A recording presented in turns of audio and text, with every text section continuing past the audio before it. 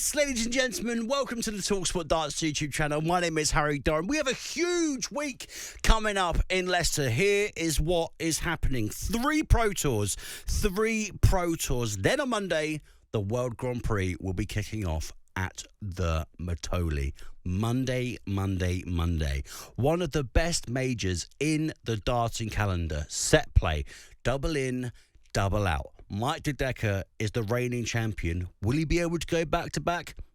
That question's up to you to decide. I don't think he will, but that's besides the point. I'm pleased to say that we have an absolute legend on the line in the run-up to this huge week. Damon Heta, world number 11, is at the Darts on Your Doorstep launch at the Enderby Sports and Social Club in Leicestershire. Damo, can you just tell us what Darts on Your Doorstep is all about, please? Yeah, it's just obviously it's about the community of darts, and obviously the PDC have invested into it, and it's just mostly about the kids and there's obviously the grassroots. It's where it all started, so why not invest where it all starts, because that's where it's going to grow and get the interest. It just proves that how good of a place grassroots darts is in. 250 darts clubs benefiting from Darts on Your Doorstep. I mean, younger people will have a place to go and play darts, so they don't necessarily have to go into a pub, and they might not be allowed to go into a pub.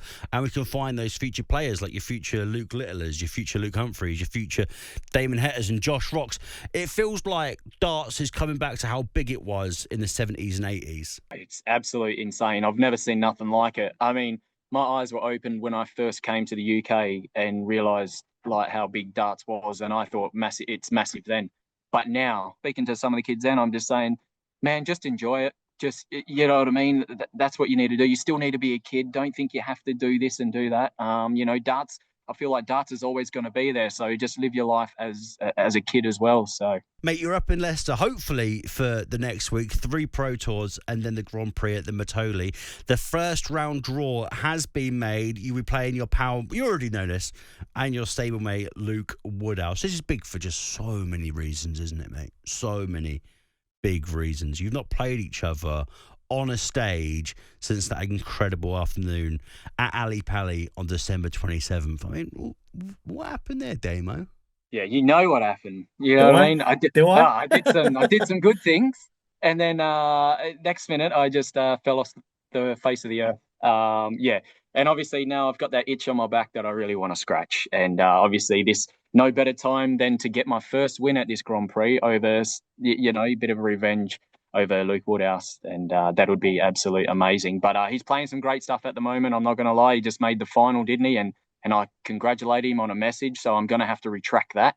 We'll just go hammer and tongs at it, and hopefully I'll just bring my A game and things happen for me. You reckon you'll be texting Luke to try and get in his head? No, I'm just going to block him on everything. I'll see him at the Pro Tours this week, and I'm just doing them ones. Why do you think it is that you've never been able to make it past the first round at the Grand Prix? Yeah, I'm not sure. It's just getting over that line, getting over that hurdle. I've got that belief. I'm there, but it just seems that no one's missed that many darts against me to have another crack at it, or to have I've had one match dart here or there, and that's all I've been given. And like I said, I've played really well. I've just been unlucky or unstuck with someone else that I'm playing against has probably played that little bit better. So, fair play, and I just got to put it down to myself and just, get myself over that line. Mate, I feel nasty for asking this, but do you think you're cursed? Do you think you're cursed at the Grand Prix? Yeah, I leave all the suspicions to my wife and that. I'm not a very superstitious person. So, I just get up there and do my best, and hopefully, hopefully it's my day. How are you feeling in general on the hockey and like all of the practice that you're putting in?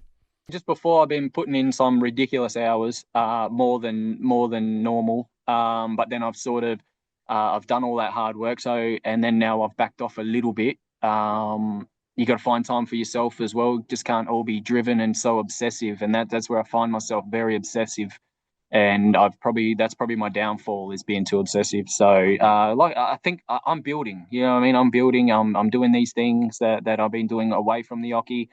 And and I just feel once it get a snowball effect. You know what I mean? When you start winning, then the success, then that's how I feel like what's going to happen. I go into every game. I just keep believing, and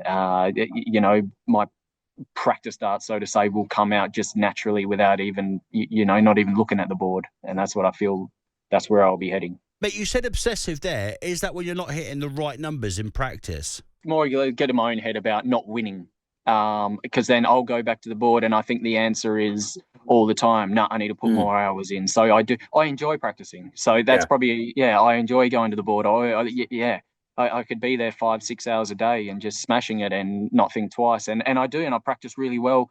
I'm going to say 90% of the time. If I don't practice well, I normally put it down and then come back to it. So I know where I'm at with that. I think I've got that down packed to a T. Mate, is it true that you're a Forest fan? Yes. How are you feeling about your fellow countryman, Mr. Ange Postecoglou? Yeah, that's it. Like, that's, you know what I mean? When that came into play, I'm like, oh yeah, things are going to happen now, and it's just haven't got off the right foot at the moment. I think we're in the same boat. Once it starts turning around, it's going to be all right, I think. Yeah. Mate, I think if you win the Grand Prix, you should be invited down to the City Ground and give a speech with Big Ange to all the players. Mate, yeah, sign me up. I'm already in. You know what I mean? Put it down. Mark it in there. That'd be absolute amazing. Hopefully get in some talks with someone and just go in for the day. And yeah, I think that would be amazing. That'd be pretty cool. Mate, where did the love from Forest come from? It's when I first stopped over. I stopped over in the area and I was living there for about a year or so. And the pub that we used to go to, they're all Forest fans and stuff. And then I wasn't really a fan of anybody until everyone kept asking, oh, what football team do you support? And it just kept going on and on and on. And rather picking one of the big clubs, I was like, oh, no, I have a bit of a story behind this. So then that's where I watched them get promoted and everything. So I was like, you know what, this is their team, we'll follow.